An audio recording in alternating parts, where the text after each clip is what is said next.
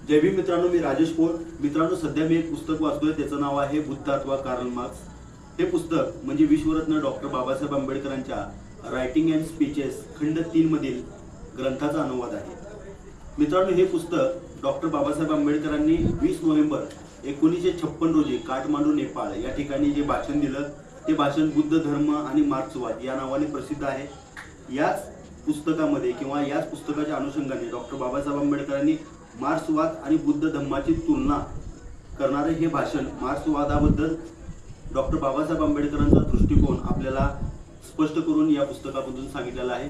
हे पुस्तक वाचल्यानंतर आपल्याला मार्क्सवादाची मूळ संकल्पना काय आहे, बुद्धिझमची मूळ संकल्पना काय आहे, तसेच रशियन क्रांती, त्यानंतर साम्यवाद या गोष्टींचा उहापोह या पुस्तकामध्ये केलेला आहे।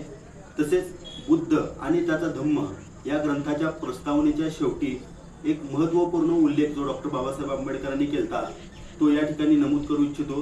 तो म्हणजे असं की डॉक्टर बाबासाहेब आंबेडकर म्हणतात की मी हे नमूद करू इच्छितो की बुद्धिझमचा अभ्यास करण्यासाठी आवश्यक असणाऱ्या पुस्तकाच्या संचातील हे एक महत्त्वाचं पुस्तक आहे। ज्यांना कोणाला बुद्धिझमचा अभ्यास करायचा आहे त्यांनी 3 पुस्तकं आवर्जून वाचावीत। त्यातून एक पुस्तक म्हणजे बुद्ध अथवा कार्ल मार्क्स, दुसरं पुस्तक आहे बुद्ध आणि त्याचा धम्म, आणि तिसरं पुस्तक म्हणजे प्राचीन भारतातील क्रांती आणि प्रतिक्रांती।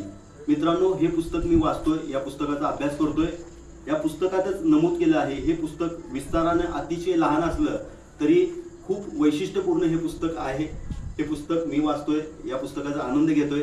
आपण देखील हे पुस्तक वाचावं, या पुस्तकाचा अभ्यास करावा, आणि अशाच प्रकारची बरीच पुस्तकं मी आपल्या भेटीस घेऊन येणार आहोत। धन्यवाद।